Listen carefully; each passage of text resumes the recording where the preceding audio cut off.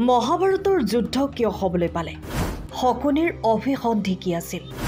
গান্ধাৰীৰ পিতৃ-মাতৃসহ পৰিয়ালক কিয় কাৰাগাৰলৈ নিক্ষেপ কৰা হ'ল? কাৰাগাৰত শকুনিয়ে কি প্ৰতিশ্ৰুতি লৈছিল? শকুনি নায়ক নে খলনায়ক?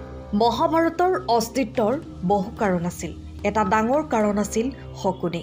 শকুনিয়ে দুৰ্যোধনৰ কথা শুনিছিল, ঠগ খাইছিল আৰু সেই একে শকুনিয়ে যি বিচাৰিছিল সেইবাবেই পাণ্ডৱৰ দবাখেলক হেৰুৱাইছিল। পিছত তেওঁৰ বাবে দ্ৰৌপদীকো বস্ত্ৰহৰণ কৰা হয়। এই সকলোবোৰ কিয় কৰি আছিল শকুনিয়ে? কি উদ্দেশ্য আছিল? কি আছিল তেওঁৰ লুকাই থকা এজেণ্ডা? আজি আমি এই সকলোবোৰ কথা আপোনালোকক ক'বলৈ ওলাইছো। মহাভাৰত যুদ্ধ আৰম্ভ হোৱাৰ আগতে এনে বহু ঘটনা সংঘটিত হৈছিল, যাৰ বিষয়ে খুব কম সংখ্যক লোকেহে জানে। এটা সময়ত ভীষ্ম পিতামহে ধৃতৰাষ্ট্ৰৰ বাবে উপযুক্ত কইনা বিচাৰি আছিল। তাৰ পিছত তেওঁ গান্ধাৰীৰ বিষয়ে তথ্য লাভ কৰিলে। বহুতে বিশ্বাস কৰে যে উল্লেখিত গান্ধাৰ ৰাজ্য বৰ্তমানৰ আফগানিস্তানৰ অঞ্চলত আছিল। গান্ধাৰ ৰজাসকলক বৰ্তমানৰ আফগানিস্তানৰ ৰজা বুলি গণ্য কৰা হৈছিল। এদিন ভীষ্ম পিতামহে গান্ধাৰ ৰাজ্যৰ ৰজাৰ ওচৰলৈ গৈ ক'লে, কুৰুবংশৰ ৰজা ধৃতৰাষ্ট্ৰৰ বাবে আপোনাৰ কন্যা গান্ধাৰীৰ হাত বিচাৰিছোঁ। গান্ধাৰ ৰজাই এই বিবাহক বৰ আন্তৰিকতাৰে গ্ৰহণ কৰা নাছিল, কিন্তু তেওঁৰ ৰাজ্য অতি সৰু আছিল আৰু তেওঁৰ নাকচ কৰাৰ ক্ষমতা নাছিল। তথাপিও তেওঁ বিয়াত অনুমতি দিলে আৰু গান্ধাৰীৰ বিয়া ধৃতৰাষ্ট্ৰৰ লগত হ'ল। কিন্তু বিয়াৰ পাছত ভীষ্ম পিতামহে গান্ধাৰী অশুভ বুলি গম পালে। আগতে গান্ধাৰীৰ বিয়া এটা ছাগলীৰ লগত হৈছিল, যাতে তাইৰ মংগল দোষ আঁতৰাই পেলাব পৰা যায়। হিন্দু সমাজত এটা পৰম্পৰা আছিল যে যদি কাৰোবাৰ অশুভ সময় থাকে তেন্তে প্ৰথমে কোনো জন্তুৰ লগত বিয়া কৰায়, তাৰ পিছত সেই জন্তুৰ বলি দিয়া হয়, যাতে তেওঁলোকৰ বিবাহত কোনো দুৰ্যোগ নহয়। কিন্তু ভীষ্ম পিতামহে এই কথা গম পালে।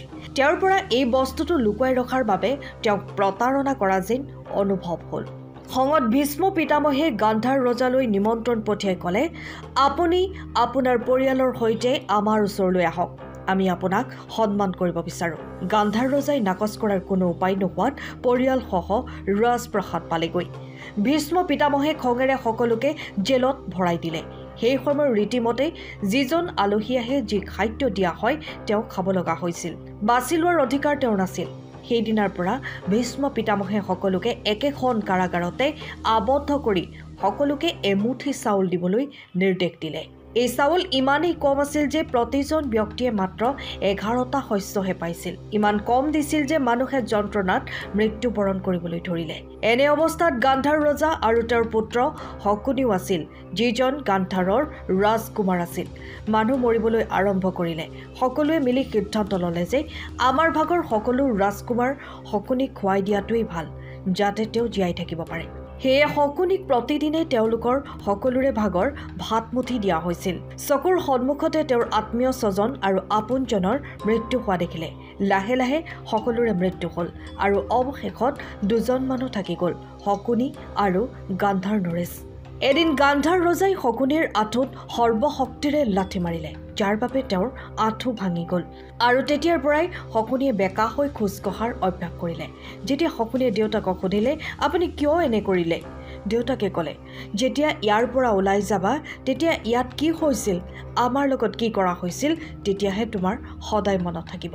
কুৰুবংশৰ প্ৰতিশোধ ল'ব লাগিব, সেয়েহে তোমাৰ আঁঠু ভাঙি পেলাইছোঁ, যাতে তুমি কেতিয়াও পাহৰিব নোৱাৰা। ইয়াৰ পিছত শকুনিয়ে নিজৰ জীৱনৰ আটাইতকৈ ডাঙৰ প্ৰতিশ্ৰুতি ল'লে। দেউতাকে কোৱা কথা অনুসৰণ কৰি কুৰুবংশৰ পৰা প্ৰতিশোধ লোৱাৰ শপত খালে। সেইকাৰণেই শকুনিয়ে দুৰ্যোধনক মহাভাৰত যুদ্ধৰ বাবে উচতনি দিছিল আৰু সমগ্ৰ কুৰুবংশক ধ্বংস কৰিছিল। শকুনিয়ে দুৰ্যোধনক ইমানেই প্ৰভাৱিত কৰিছিল যে তেওঁ সমগ্ৰ কুৰুবংশক ধ্বংস কৰাৰ পৰিকল্পনা আৰম্ভ কৰিছিল। ভনীয়েক গান্ধাৰীক অন্ধ ৰজাৰ লগত বিয়া কৰাইছে বুলিও শকুনিৰ খং উঠিছিল আৰু তেওঁ বিচাৰিছিল যে তেওঁৰ ভনীয়েকক এজন সক্ষম ৰজাৰ লগত বিয়া কৰাই দিয়া হওক, কিন্তু তেওঁৰ ইচ্ছাৰ বিপৰীতে এইটো ঘটিছিল। এইসমূহ কাৰণৰ বাবেই তেওঁ মহাভাৰত যুদ্ধ আৰম্ভ কৰিছিল আৰু এই যুদ্ধ সংঘটিত হৈছিল। কৌৰৱ সৈন্যই জয়ী হ'লে হয়তো শকুনিৰ কাহিনী বেলেগ হ'লহেঁতেন। মহাভাৰত যুদ্ধত শকুনিয়ে সকলো প্ৰতিশ্ৰুতি পূৰণ কৰিছিল। তেওঁ দেখিলে ভীষ্ম পিতামহ বিচনাত পৰি আছে। গুৰু দ্ৰোণৰ মূৰটো তেওঁৰ শৰীৰৰ পৰা কাটি পেলোৱা হৈছে।